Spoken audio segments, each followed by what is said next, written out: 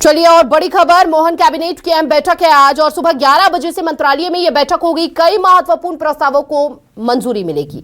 CM Mohan Yadav की अध्यक्षता में यह बैठक की जाएगी। बैठक में आ सकता है प्रमोशन नीति का प्रस्ताव भी। राज्य सेवा के अधिकारियों को आईएएस आईपीएस अफसर की तरह एडवांस प्रमोशन मिलेगा। अधिकारियों को प्रमोशन का इंतजार नहीं करना पड़ेगा। वरिष्ठता के आधार पर तैयार होगी मेरिट लिस्ट। प्रमोशन में 20% एसटी वर्ग, 16% एससी वर्ग के अधिकारियों के लिए व्यवस्था रहेगी।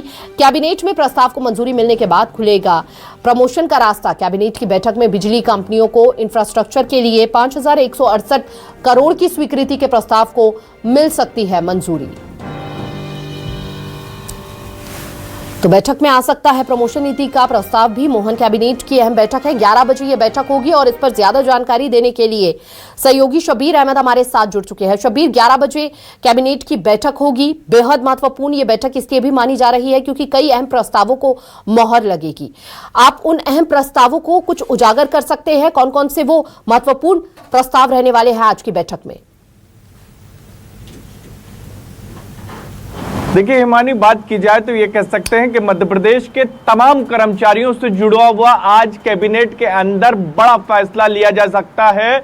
जो कैबिनेट की बैठक सुबह 11 बजे मंत्रालय में शुरू होगी। लंबे समय से इंतजार किया जाता है कि प्रमोशन में आरक्षण को लेकर जो सरकार की तरफ से लंबे समय से एक्सरसाइज की जा रही थी, उस एक्सरसाइज का फल क्या निकलेगा, पूरा ब्लूप्रिंट किस तरीके का रहेगा। तो जो जानकारी और हमारे सोर्सेज बता रहे हैं कि कैबिनेट के अंदर प्रमोशन में आरक्षण का एक प्रस्ताव रखा जाएगा और उसके बाद तस्वीर साफ हो जाएगी कि मध्य प्रदेश में प्रमोशन में आरक्षण किस तरीके से मिलेगा।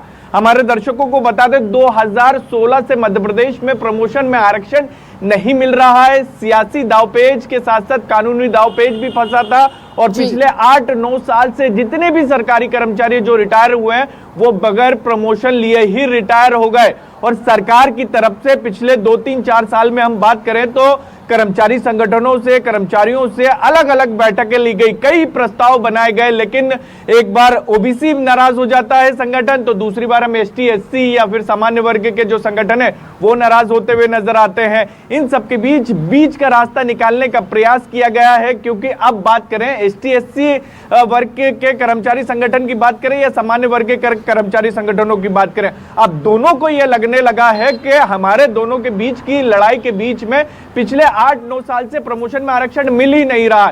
तो इन सब के बीच अब यह कह सकते हैं कि जो जानकारी निकलकर सामने आ रही कि एसटी वर्ग के लिए यानी आदिवासी वर्ग के लिए 20% रहेगा, एससी वर्ग यानी दलित वर्ग के लिए 16% रहेगा प्रमोशन में आरक्षण, और इसके साथ साथ सामान्य वर्ग का कितना रहेगा ये भी चीजें साफ हो पाएगी। और इसके साथ साथ जो आपका कहना था कि और क्या क्या प्रस्ताव है, तो एक जानकारी और निकलकर ये भी सामने आ रही है, जो मध्य प्रदेश के तमाम स्कूली बच्चे हैं उनको जो स्कूल के ड्रेस के पैसे अलग अलग स्व सहायता समूह और अलग अलग संगठनों के जरिए दिए जाते थे, लेकिन अब बात की जाए तो सीधे उनके माता पिता के अकाउंटों में डाले जाएंगे और वो ड्रेस के पारदर्शिता इससे साफ नजर आएगी। शब्बीर, बहुत बहुत शुक्रिया आपका तमाम जानकारी साझा करने के लिए। फिलहाल तो हमारे सहयोगी शब्बीर अहमद विस्तार से जानकारी दे रहे थे कि कौन कौन से वो महत्वपूर्ण प्रस्ताव हो सकते हैं जिन पर आज बैठक में मोहर लग सकती है।